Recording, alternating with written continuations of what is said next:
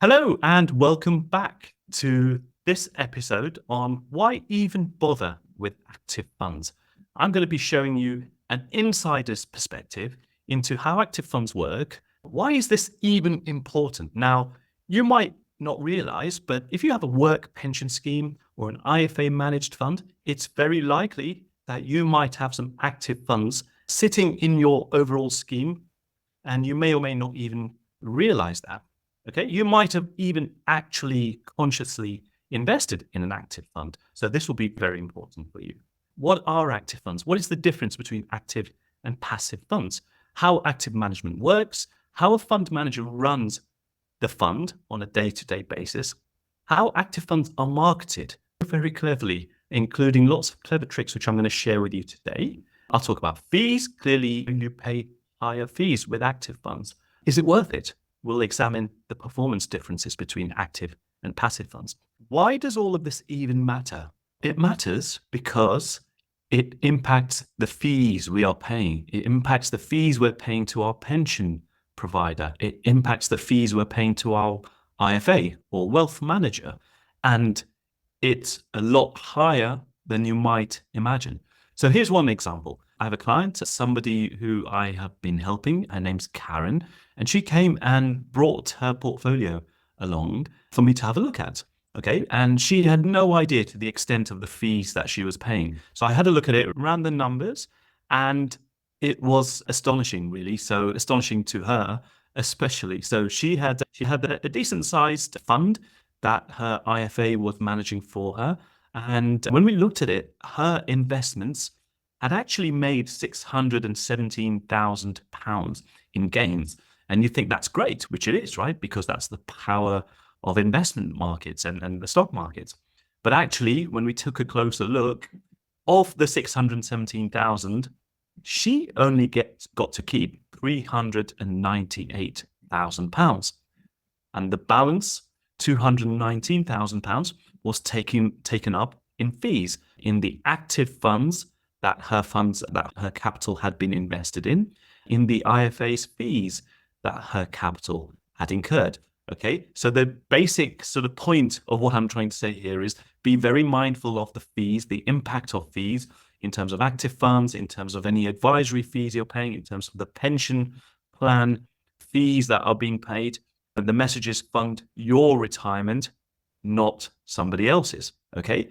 And this is just one example. I've seen a lot worse than this.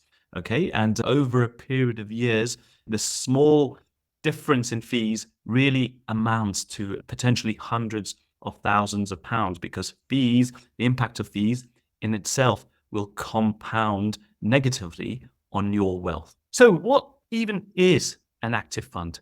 Now let's get the jargon out of the way with, right? Because the financial industry is very clever and very good at throwing jargon our way. Okay, so let me just simplify things. A passive fund is the same as a tracker fund, is the same as an index tracker fund. And most ETFs are just tracking an index. Okay, what is an index? An index is just something like the FTSE 100. It's an index. It's an index of the largest 100 shares in the UK. We have similar indices in the US, in Europe, in Japan, as a global index. Okay, so it's just a track, an indicator of how shares are doing. Okay, so that's what an index is. Now, a passive fund or an index tracking fund just seeks to match what the index is doing. It's just matching it. Okay, nothing else, just matching it. And that's a good thing, because all of these indices historically have generated very good returns. Historically, on average, 8 to 12% per annum, going back, for decades, centuries. So it's a very, it's a proven, historically capable compounding machine, inflation beating machine. So that's a good thing to match it. But actually, active funds, they try to beat the index because they try to do something different, and they have to justify their existence and their high fees, right? So they're always looking to beat the index. The problem with that is, more often than not, they end up underperforming. They end up underperforming the index and doing worse than what a tracker fund would do. Okay, that's the problem. And I'm going to show in this episode, we're going to show some data and some information to prove how much of a problem that is by how much they tend to consistently underperform. Okay. So that's the difference. How do we know if something is an active fund? It's all in the fact sheet. Every fund out there has a fact sheet. You can obtain the fact sheet for any fund you're looking at from the website of your fund provider, or from your pension plan, or ask your IFA if they're holding this fund. So your fact sheet is your friend. It contains a lot of information. It's often 1 or 2 pages long. It's often a PDF. Now, how do they do it? How do they seek to beat the index? If you think about the FTSE 100 index, 100 names, okay, and the top 10 names, typically AstraZeneca, Shell, HSBC, Unilever, BP, etc., all the names that you would recognize. It changes from time to time, okay, and their weights change as well. They're not evenly weighted. So the top 100 stocks have their own weightings. AstraZeneca is the biggest at the moment at 9%. Shell, HSBC, Unilever, BP, they all have significant weightings. Okay, so these are the market determined weightings. An index fund essentially is run by computers because there's no real skill involved, right? It's just a replication process. The index fund or the ETF looks to see what the top 100 stocks are, looks to see what the weightings are, and it just replicates it in an index. Okay, so it's essentially the day-to-day running of an index fund is done by computers, by supercomputers. Okay, and Vanguard, iShares, Legal & General, they're all big providers of index funds. So this is what they do. Now, an active fund, on the other hand, they use human beings, right? And so they typically have very expensive fund managers sitting in very swanky offices to manage these funds on a day-by-day basis, okay? And how do they do it? They look to see what the index fund looks like. That's their starting point. They see what the top 100 is, and they look at the weights, and they deviate from those weights. Okay, so AstraZeneca is the biggest name in the index at the moment.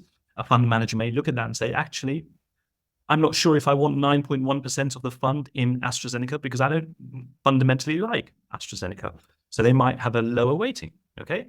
And they might decide, actually, Shell has an 8.6% weighting. I don't like Shell at all. I don't like the oil sector. So I'm going to have a 0 weighting in this. So an active fund manager will deviate from the actual weights and the actual names, okay? And so you get the picture. And typically, the FTSE 100 contains 100 stocks. That's what the index fund has to replicate. An active fund may decide to only have 50 or 60 stocks. So that's how they earn a living. The active fund managers make active decisions on what to include and by how much to include it. On a day-by-day basis, they're analyzing these companies. They're evaluating these companies to see which ones they like and which ones they don't like. And that's essentially how an active fund is run. And it's not just them. They have teams of analysts sitting with them. They have teams of external analysts with other banks who advise them on how to run these funds and what the analysts think of individual stocks. And they collectively take this information from all of these sources and they come to a decision. Okay, so that's how an active fund is run on a day-to-day basis. Now, there are different types of active funds. Okay, the one I've just described is typical. But there are also some types of index funds which are essentially cheating. Okay, so they're called index huggers, and they're not very well liked by the investment industry. Why are they called index huggers? Because they claim to be active, but they make very small changes. So instead of AstraZeneca being at 9.1%, they might decide actively to have AstraZeneca at 9.0%, okay, and so on. So they're making very small changes to the index weightings, but essentially replicating an index. So they call themselves active funds because they can then charge a premium fee, but they're not doing that much different. Essentially, in a nutshell, they're looking to do something different to a passive index, and they charge higher fees for doing that. Now, all of these active funds have very strong marketing machines, and you've probably seen all the messages at train stations, on the side of the road, on the TV, in newspapers, magazines, on social media. And the marketing appeals to all of us, right? Because they know the buttons to press, right? So you see all sorts of messages, the profit hunter, focused on performance and unrivaled teamwork. And they might even have some data to back up their claims. So they are a very well organized, slick marketing operation. And they have to be, right? Because these fund management companies are very lucrative. They make lots of money, they make lots of profits, and the marketing is, if anything, even more important than the investment function. When I used to be a full-time fund manager, we had to do what the marketing guys told us, right? This was the most important function in the whole bank. The marketing ruled because that was what brought in the money. That's what brought in the pounds and the dollars. But the marketing doesn't just appeal to all of us as retail investors. It appeals to IFAs.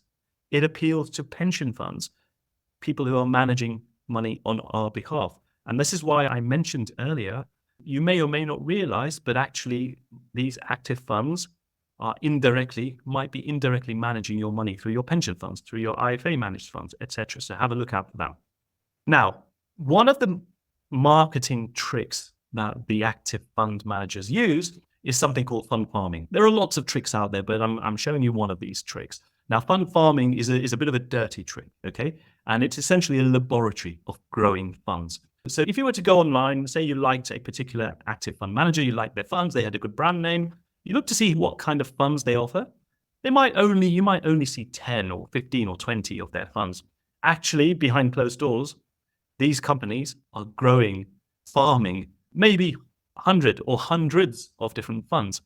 And the point of doing that is very clever. So what they do is they grow all these funds, and they know that there is a decent possibility that 10 or 20 of those 100 funds will do really well, by luck, if nothing else. Okay, so they grow these funds, and the ones that happen to do really well amongst the 100, let's say there's a 10% hit rate, the 10% that do well, they market the hell out of these funds. They show the track record, they show how well it's done, and they're very selective. They only show the ones that are doing well. And so when we see the marketing messages and the numbers and the track records, we have to be very careful, be conscious that they're showing you what they're showing you, but they're not showing you what they're not showing you.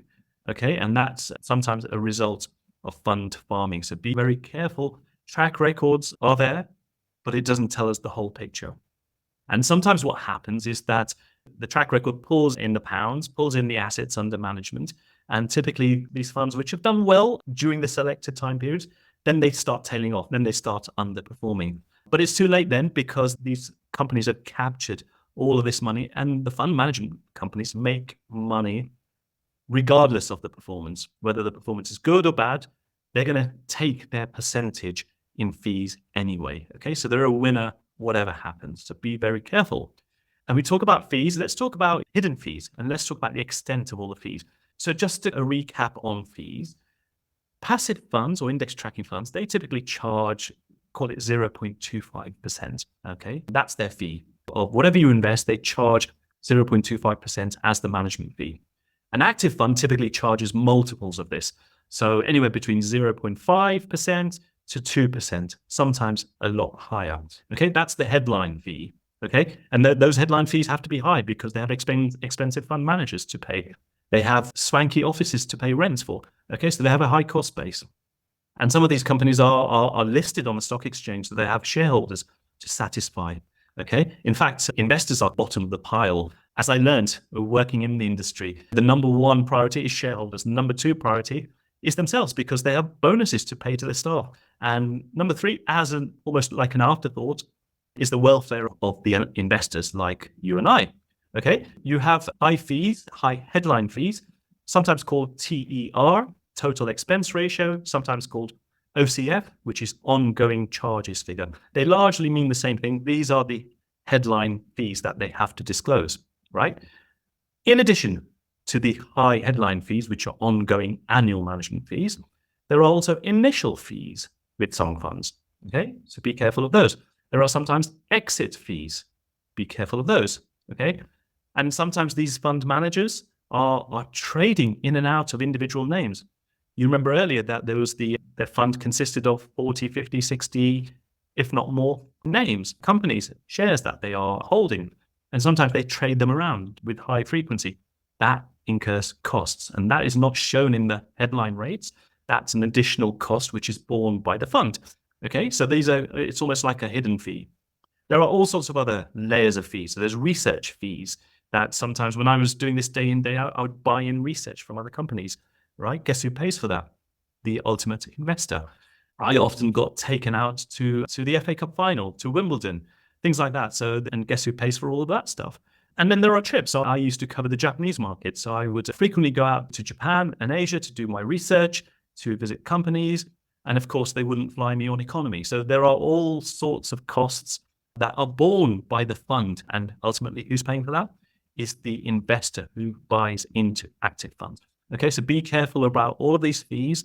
There are lots of, the fees themselves are very high, but there are lots of layers of hidden fees also. Now, all of that wouldn't really matter that much if the returns were good and the returns were there to show for all of this, okay? You wouldn't mind paying higher fees. You won't even mind the marketing, okay? You don't mind the expensive fund managers and the swanky offices. If you're getting good returns, the rest doesn't really matter. So is that the case? Sadly not. So there is lots of evidence out there. I'm going to show you two pieces of evidence. So one is, it's on the internet, it's called Spot the Dog. It's an annual publication by a platform called Best Invest. So you can just Google that, and it's called Spot the Dog. They refresh it every year. And you can see on there the top 10 underperforming funds by a huge margin.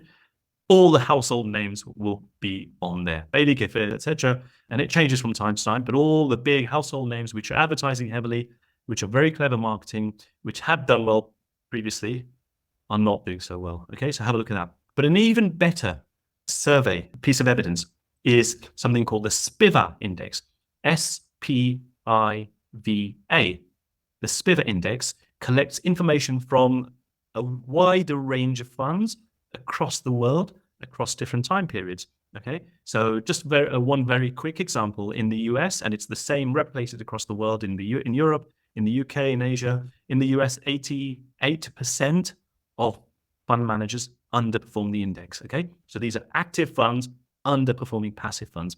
Again, it begs the question, why on earth would somebody invest in active funds and pay a higher fee for the privilege? So all the evidence is pretty overwhelming, okay? There is no question that active funds consistently and significantly underperform the index. And just to give you a few high-profile names that you will be familiar with. So Fundsmith is, I actually respect Fundsmith. Terry Smith is the fund manager. He's had a very good long-term performance. Just to highlight that nobody's immune. Just because somebody has a good reputation, just because they go through a period of outperformance, it doesn't make them immune from having a long period of underperformance. So Fundsmith has been underperforming a comparable passive index for 3 years, if not longer. And that underperformance amounts to 15, 20%. Okay, so that's one, is Fundsmith. Another one, very high profile name, Scottish Mortgage. Now, if you're not familiar with Scottish Mortgage, it's an investment trust. It's another variation of an active fund, and nothing to do with Scotland, nothing to do with mortgages. It's actually a sort of type of disruptive technology fund. They like high growth disruptive technology names. Okay, and this was a market darling. Everybody loved Scottish Mortgage around the sort of COVID period, just post COVID, and it did incredibly well during that time. When there was a big rush to online, they captured that really well. Unfortunately, since then, it's been a huge underperformer. Okay. And again, over the last 2-3 years, it's been a massive underperformer just at the time when it impacted so many assets. And that underperformance has continued, has persisted. And in a lot of the last 2 or 3 years, that underperformance has widened. So again, be careful of these high profile names, which have a good reputation, which the IFAs and the magazines will be talking about at the time. It's our job to be aware that our performance cannot ever continue for most of these active fund managers.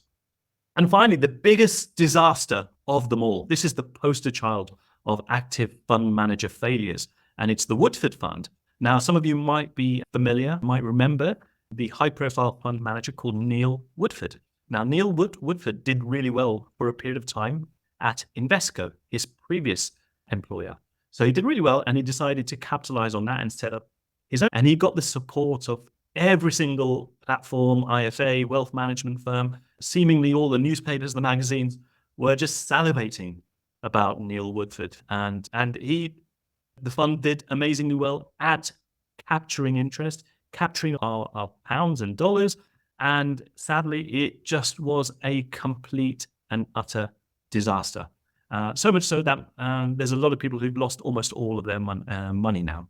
Okay, the fund has collapsed. It's gone into administration, and this is such a poster child because it was so heavily marketed by all sorts of IFAs who should have known better, all sorts of investment platforms, all sorts of kind of fund management investment specialist publications and magazines, etc., etc. It was so heavily promoted and marketed, and it just became a complete and utter disaster. They were investing in things that had nothing to do with their mandate, etc., etc. It's a complete basket case.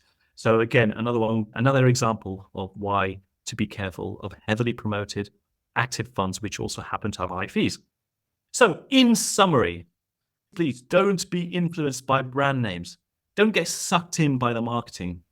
Low cost is often better performance. In fact, investing is the only industry where you don't get what you pay for. Okay? It's the only industry where the lower your fees, the lower the price, the better is your outcome. That's the only industry I know that is true. So stay passive, avoid active to best compound for your financial future. And if you want to see more on how to invest properly, check out our Investment Academy on the website.